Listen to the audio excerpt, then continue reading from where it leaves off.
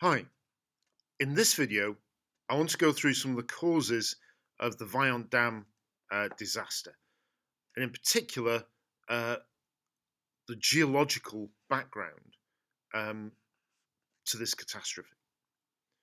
Uh, this image shows the scar still in the landscape in 2005, over 40 years after the actual movement. It gives some idea of the scale of the disaster we're looking at. For this lesson, you'll need your completed Vajont Dam datasheet. We should have been annotating the data to try and identify some of the key causes that we're going to discuss. If you need to add anything during this video, please go ahead and do that. Okay, let's go. If we look at the geology in the cross-sectional diagram, we've got a steep V-shaped valley. These are tall, steep mountains. The dam itself was quite high, 265 meters tall. Not particularly wide, but very tall. Crucially, though, if we look at the structure, there's a synformal structure in the bedrock. Now, often this can be an advantage for a reservoir. It helps contain water within the catchment of the reservoir. But with a steep dip, this bedrock, is going to have the potential to fail. Now, particularly then when we look at the lithology of these rocks, we've got a poor combination, to be honest. We've got these highly fractured limestones, going to be extremely permeable. Within that limestone, there are going to be weaknesses. There are discontinuities. We've got solution cavities, caves, always a risk in a limestone. We also, though, have layers of clay, very low, very incompetent rock, very, very low shear strength. This is not good geology to start with. And this geology could have been mapped. It could be known. It's not a surprise that the geology of this site is like this. Proper geological mapping would have identified this as a risk for the whole project. If we look at this cross section, it really indicates the nature of the problem. We've got a clay layer as a slip plane. We've got this massive limestone above it that will just let water pour through it. We've got as well a history of previous slides. There was a small one in 1960 before the dam had properly filled. There was one even older than that. The evidence of these would have been in the landscape. Crucially, we'll perhaps talk about this a little bit more in a moment, is the change in the water table. If you flood that reservoir, if we draw the dam in there, which is just over 700 meters of altitude, it's going to push the water table to the level of water within the reservoir. The effect of that on this diagram is obvious. We've got a much raised water table. We've got that water table now raised significantly above the clay layer, and we have ourselves a recipe for trouble.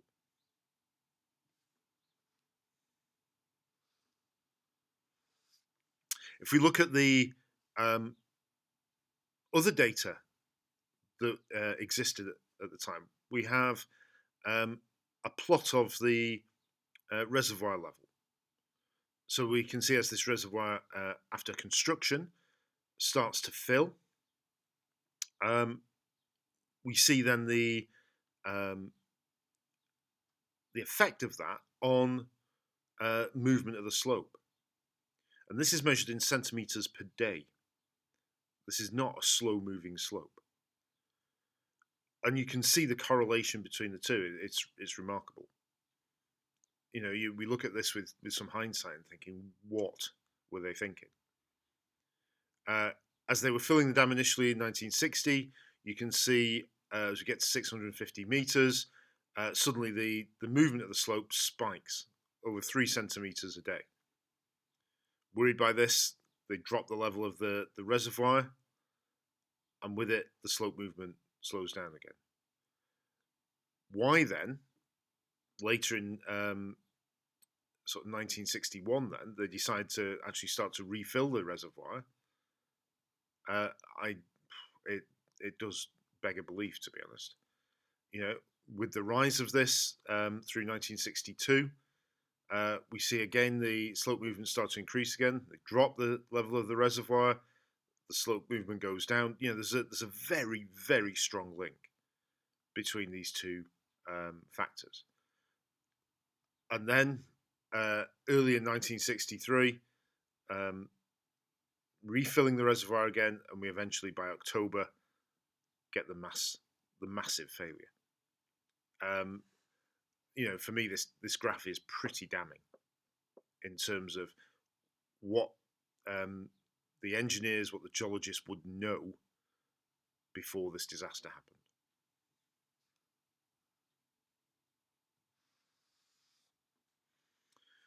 So, as this reservoir filled, water table goes up, the clays become saturated, swollen, lose what little shear strength they had. The basic friction angle comes down, and they knew the slope was moving. As you get towards in the run up to the main failure, we got the rate increasing from centimetre a day to 20 centimetres a day, then to 80 centimetres a day. This is a whole mountainside moving nearly a metre a day. You could sit there and watch it go.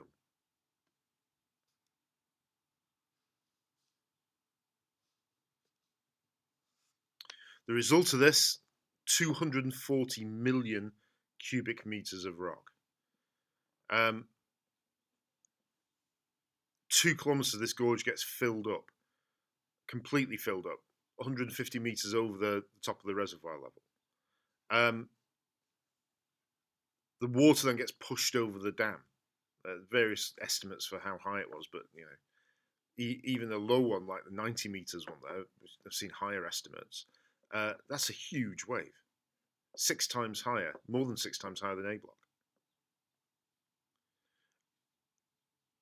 Over a mile, a kilometre and a half downstream, you've still got a 70-meter high wall of water moving at 80 kilometres an hour.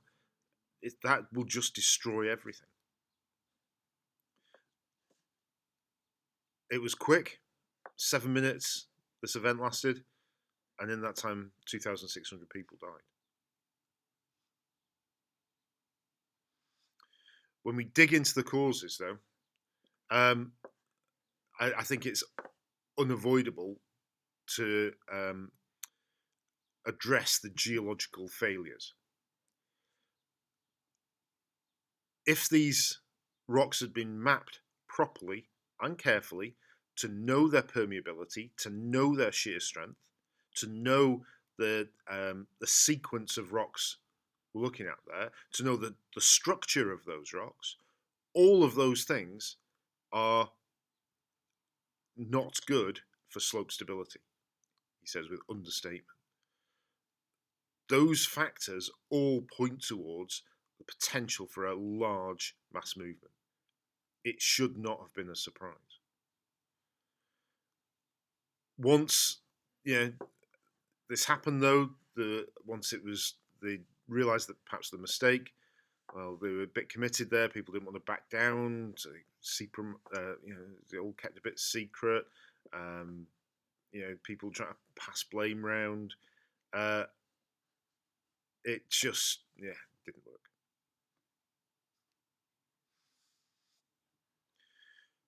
We see, even today, this dam is, still there, still in good nick, could still retain water.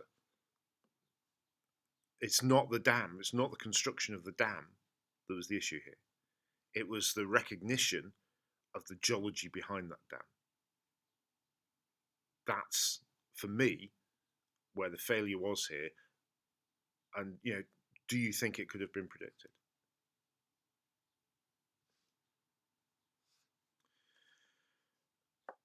We see, some of the remnants here. The dam, as I say, still exists. A rather useless sign saying "Beware of a wave coming over the dam." Quite when that was put up or why, I'm not quite sure what you're supposed to do in response to that sign. And the memorial there to the people who died.